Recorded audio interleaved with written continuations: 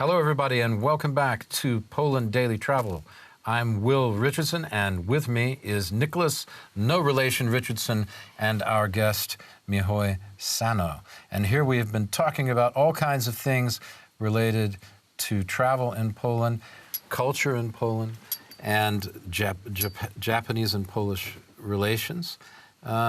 Have you learned anything, Nick, in this series of episodes? What stands out in your mind? Well, I watched the ponchki, in fact. The combination of ponchki, the green tea ponchki, because that's actually, that is a revelation and something I'd never encountered before.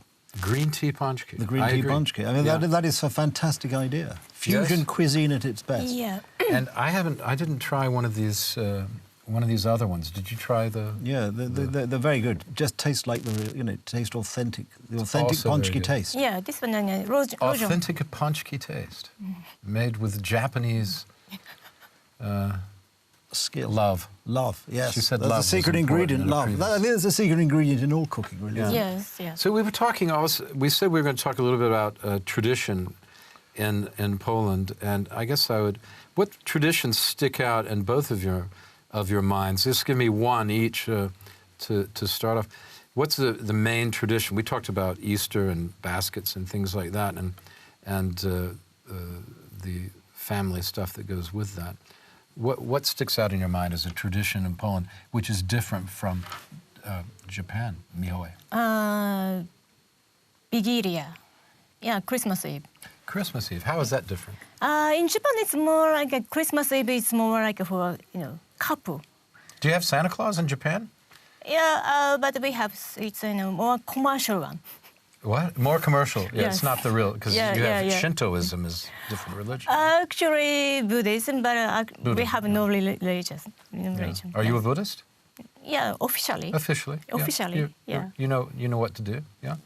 And so you would say Christmas Eve is one of the traditions. What about Christmas Eve? I know something that comes to my mind. Christmas Eve is you have to eat 2 meals or 3 meals, or every time you go to a different place, you have to eat again. Well, let's assume you go to a different place. I mean, most people, I think, stay in one place, don't they? But you do lay an extra place in case you have a visitor. There's always one empty place at the table if it's traditionally laid out. Yeah. And umpteen courses, of course. What tradition sticks out in your mind besides Christmas Eve? Well, not so much a dream, but I think what I think is remarkable in Poland is there's still and as a Catholic, although I'm from England, as a Catholic, is the role of the church in Poland. When you walk down the street at midday and you hear the Angelus bell ringing out, something you no longer hear in England, I mean, that's actually quite nice. What does that mean, the Angelus bell? Well, it's summoning people to say the Angelus prayer. Right. Essentially. Okay. But if you listen carefully at midday, you'll hear the church bells ringing for the Angelus.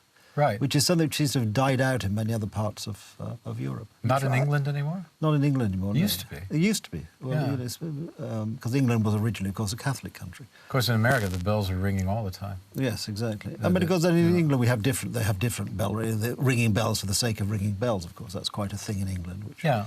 So the religious nature of Poland I think the prominence, the prominence of religion in Poland, and the processions at various times in the ecclesiastical year, which take place. Of course, the Pope. I mean, of course, one of the transformational popes. Catholic Pope in recent at the right time. At the right time for everyone was John Paul I think II. It's really, if you had to sum it up, it's still the importance or the prominence of family life, which is very valuable. It gives an identity to the country, and it gives an identity to people's lives. And I know it's become very popular in the modern world to mock these sorts of traditions because modern man somehow knows better than his ancestors did, which I think we find is increasingly not actually the case. Mm-hmm. And in Poland, they've been able to keep that. And what it means is, and in simple terms, or one of the advantages of that is, you can be walking around Warsaw late at night as a woman on your own, using public transport or whatever, and you're completely unmolested, you're completely free, there's no aggression, there's no sense of danger. And I've spoken to women about this, and that's what they think one of the great things about Warsaw.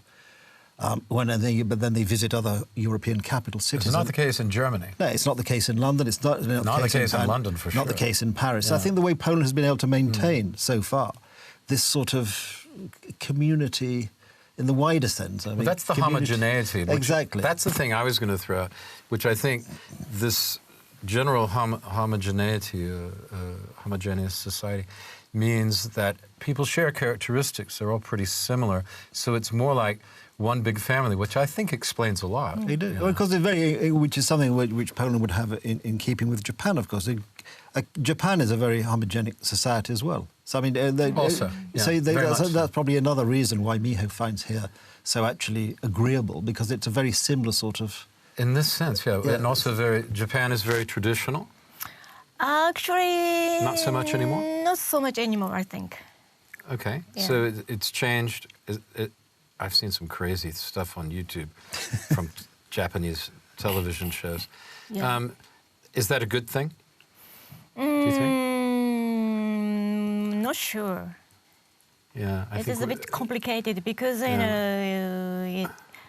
it's not traditional anymore, but not so innovative very much. So it's just but yeah, we're not traditional, but we don't like to change. We are afraid of changing. So, but it's a bit more complicated.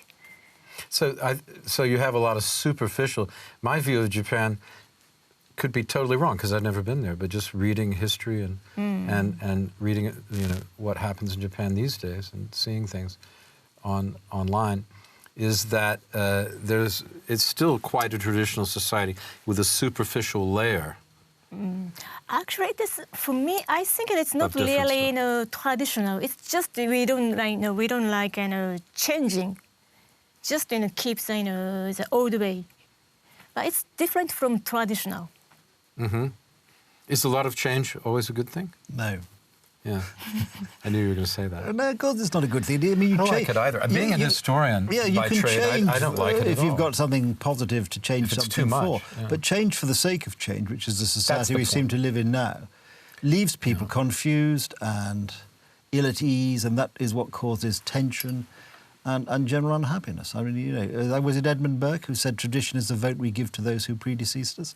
I think that's very valuable. Tradition is tradition for a reason, because once upon a time people did things in a certain way and it worked, so there was no reason to change it. Burke being the great philosopher of the 18th century British politics. Philosopher, yes.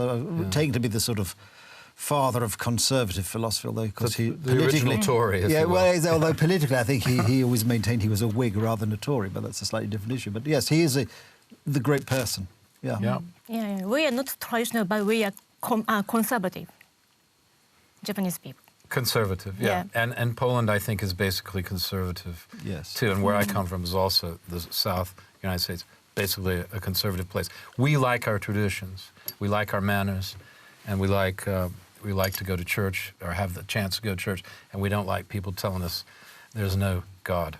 Exactly. We don't enjoy that. No. Yeah. Okay. At any rate, that's Poland Daily Travel. We've been talking with Mihoe Sano and Nicholas Richardson, and we've been talking about outstanding things that happen in Poland. Thanks for watching.